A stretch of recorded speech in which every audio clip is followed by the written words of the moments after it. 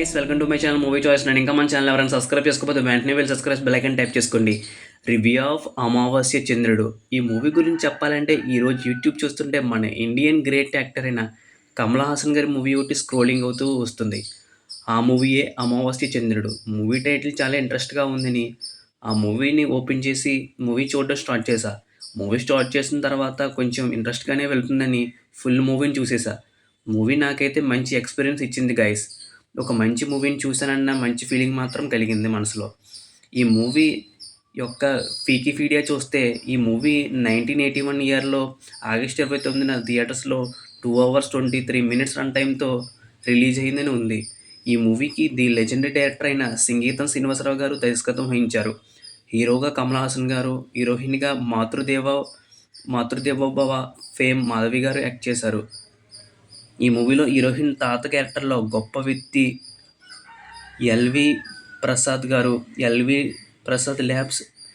Prasad eye hospital అధినేత అయిన LV Prasad గారు యాక్ట్ చేయడం జరిగింది. హీరోయిన్ తండ్రి క్యారెక్టర్లో కాంతారావు గారు, నానమ్మ క్యారెక్టర్లో విజయమ్మ గారు లాంటి గొప్ప యాక్టర్స్ ఈ మూవీలో యాక్ట్ చేయడం జరిగింది. ఈ మూవీకి సంగీతం మిస్ట్రో ఇళయరాజా గారు ఇచ్చారు. మంచి సాంగ్స్ సూపర్గా ఉన్నాయి. మూవీ బీజిఎం కూడా మూవీకి హైలైట్గా ఉంటుంది. ఈ మూవీలో పాటలకు గాను ఎస్పి బాలసుబ్రహ్మణ్యం గారికి బెస్ట్ సింగర్గా నేషనల్ అవార్డు వచ్చిందంట. ఈ మూవీలో ఉన్న concept, movie theme, screen play స్పెషల్గా నాకు చాలా బాగా నచ్చాయి గైస్. మూవీ స్టోరీ గురించి చెప్పాలంటే గుడ్డివాడైన హీరో కమల్ హాసన్ ఒక వయలిన్ కళాకారుడు. అతని జీవిత చరిత్రను ఒక నవల ద్వారా సమాజంలో ప్రజలందరికీ తెలియచేసి అనేక మంది వికలాంగులకి స్ఫూర్తి కలిగించి వారి జీవితాల్లో వెలుగు తీసుకురావాలని ఆకాంక్షించే హీరోయిన్ అయిన మాధవి గారు ఏం చేశారు, వీళ్ళిద్దరి పరిచయం ప్రేమగా మారిన తర్వాత జరిగిన సంఘటనలు ఏమిటి, చివరికి హీరోయిన్ వీళ్ళ ప్రేమ ఏమైంది అన్నది మిగిలిన రెస్ట్ ఆఫ్ ద స్టోరీ. మూవీలో నాకు నచ్చిన విషయాల గురించి చెప్పాలంటే ముందుగా ఈ మూవీ 1981లో రిలీజ్ అయిన పాత మూవీ అయినా సరే ఎక్కడ ఓల్డ్ మూవీ చూస్తున్నానన్న ఫీలింగ్ ఎక్కడ నాకు కలగలేదు ఫ్రెండ్స్. ఫ్రెష్ మూవీని చూశాను అన్న ఫీలింగ్ మాత్రమే మనసులో కలిగింది. నిజంగా మూవీ స్టార్ట్ అయిన కొద్దిసేపటికే సంగీతం శ్రీనివాసరావు గారు స్క్రీన్ పై మాయాజాలంలోకి వెళ్ళిపోతాం మనమందరం. చూస్తున్న ప్రతి సీన్‌కి ఒక అర్థం, దాని వెనక ఒక పరమార్థం ఉంది. చాలా సహజత్వానికి దగ్గరగా అనిపించింది ఈ మూవీ. కళ్ళు కనిపించని వారు కూడా అనేక విధాలుగా గొప్పవాళ్ళు కావచ్చు అని, వీరు కళ్ళు లేవని నిరుత్సాహపడొద్దని ఈ మూవీ ద్వారా వికలాంగులకు మంచి మెసేజ్ ఇచ్చారు డైరెక్టర్ సంగీతం శ్రీనివాస్ గారు.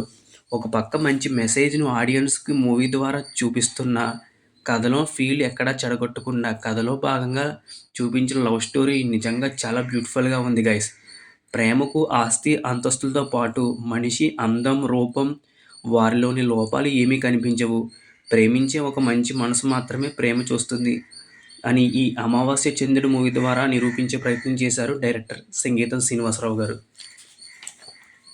మూవీలో చంద్రం క్యారెక్టర్లో కమల్ హాసన్ గారి యాక్టింగ్‌కు నిజంగా ఆయన కాళ్ళకు దండం పెట్టాలి గైస్.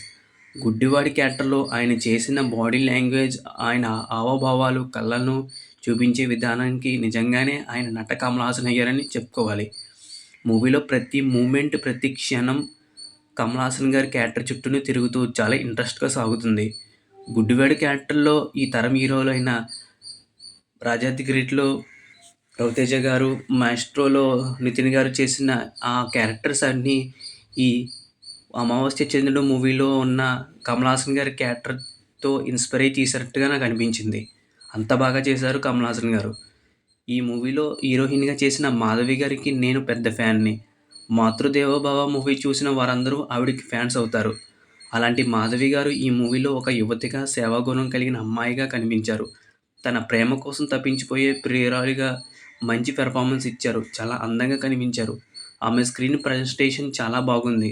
ముఖ్యంగా కమల్ హాసన్ గారు, మాధవి గారి మధ్య వచ్చే సీన్స్ ప్రతి ప్రేమికుల మదిలో స్థిరస్థాయిగా నిలిచిపోతాయి. అంత బ్యూటిఫుల్‌గా తీశారు డైరెక్టర్ సంగీత శ్రీనివాసరావు గారు. ప్రతి సీన్‌లో అంత బాగా నటించారు వీళ్ళిద్దరూ.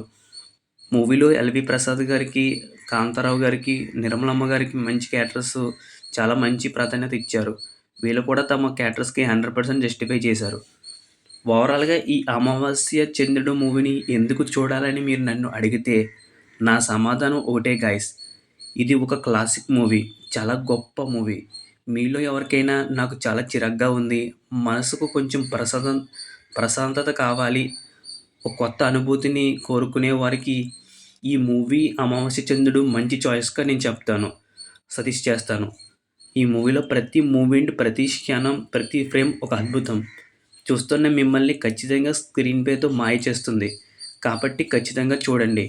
ఈ మూవీ మనకు ఫ్రీగా యూట్యూబ్‌లో అందుబాటులో ఉంది. చూడండి. చూసి ఓల్డ్ ఈజ్ గోల్డ్ అనే విషయాన్ని తెలుసుకోండి ఫ్రెండ్స్.